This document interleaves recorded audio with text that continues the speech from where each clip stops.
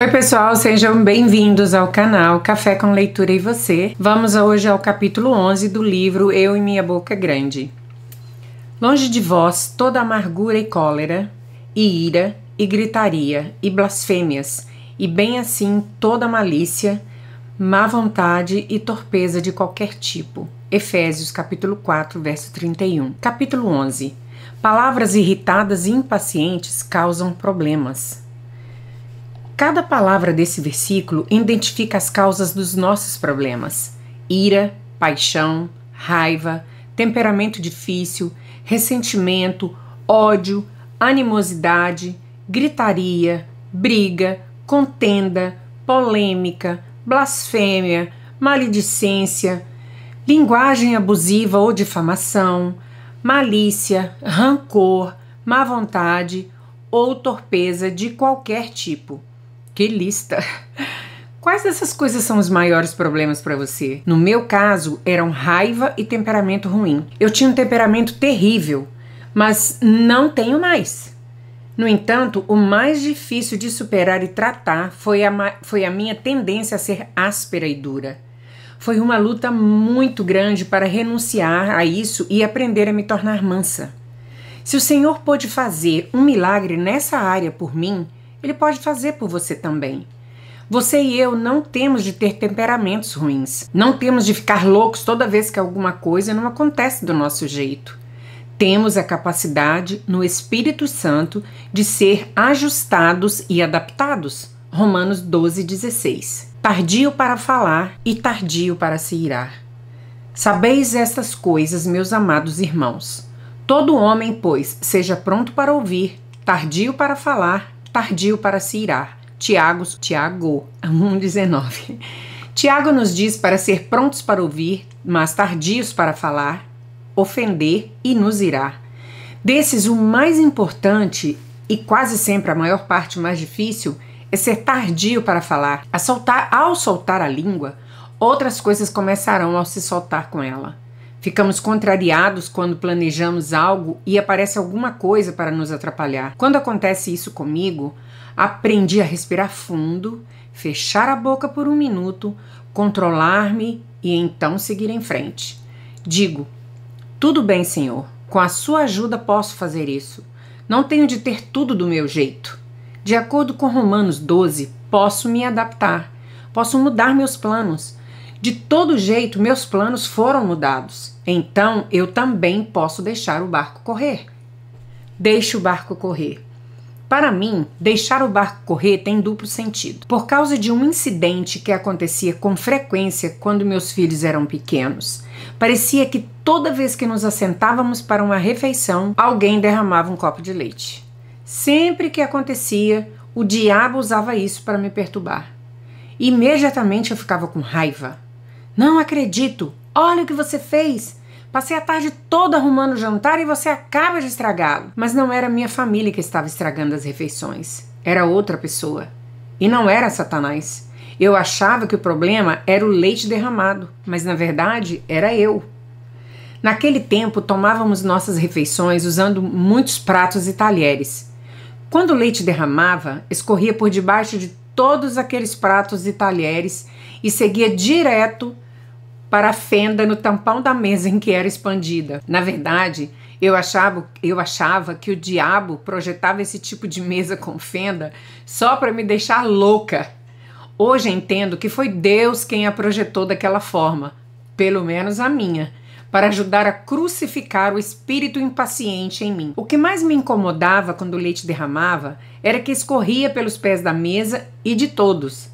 Tinha de abrir a mesa, limpar a fenda onde normalmente havia muita sujeira acumulada, o que fazia uma grande lambança, e me ajoelhar e engatinhar para debaixo da mesa para limpar o chão. Nossos filhos eram pequenos, por isso a cena do leite derramado virou rotina.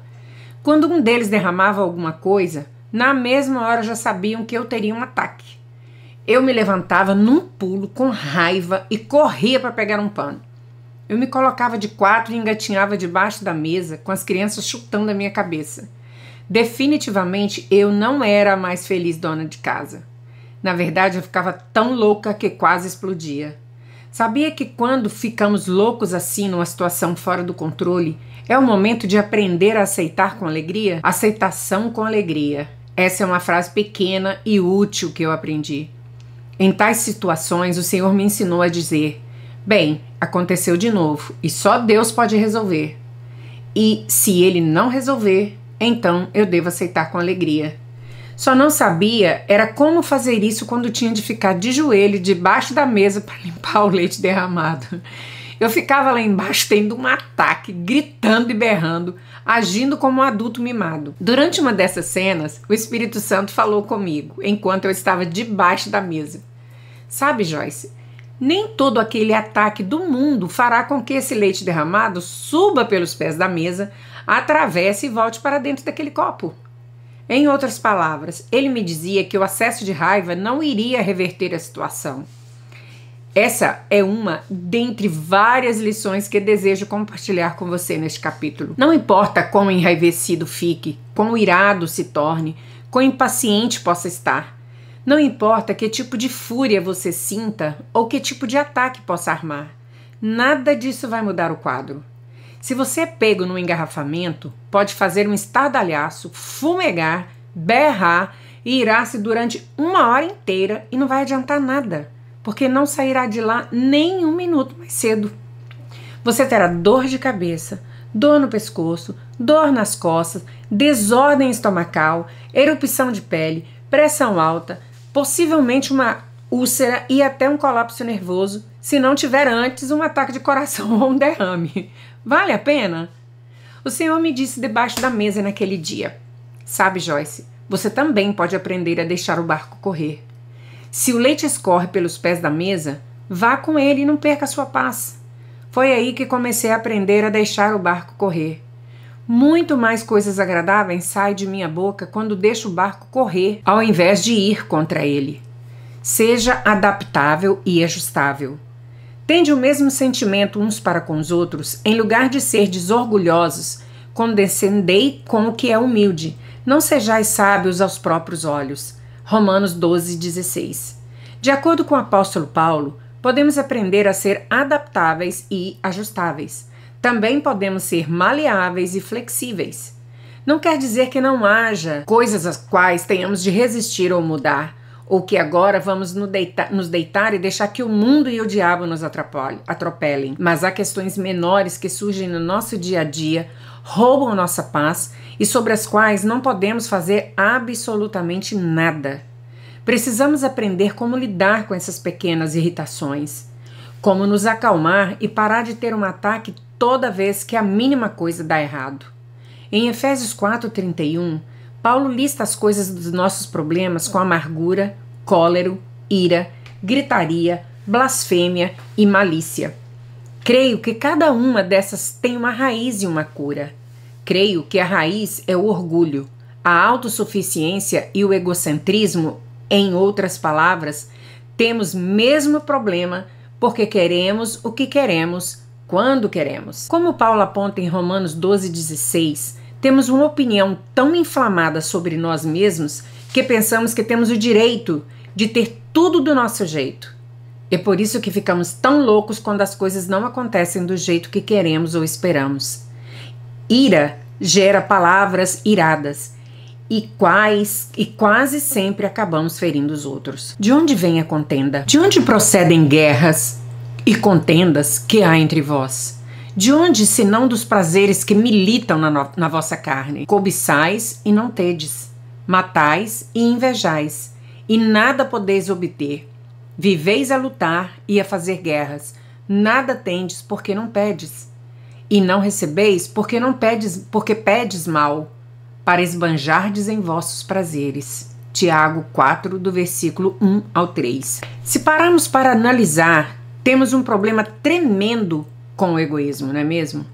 Esse pecado era o meu problema, por isso precisava tanto ser tratada nessa área. Não sei se você é como eu, mas minha carne ama a si mesma.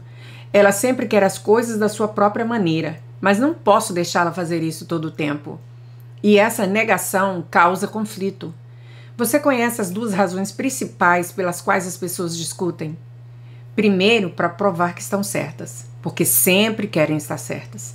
Segundo, para fazer as coisas à sua maneira, porque sempre querem sua própria maneira em tudo. Precisamos aprender que Deus é o único que pode nos colocar no caminho certo.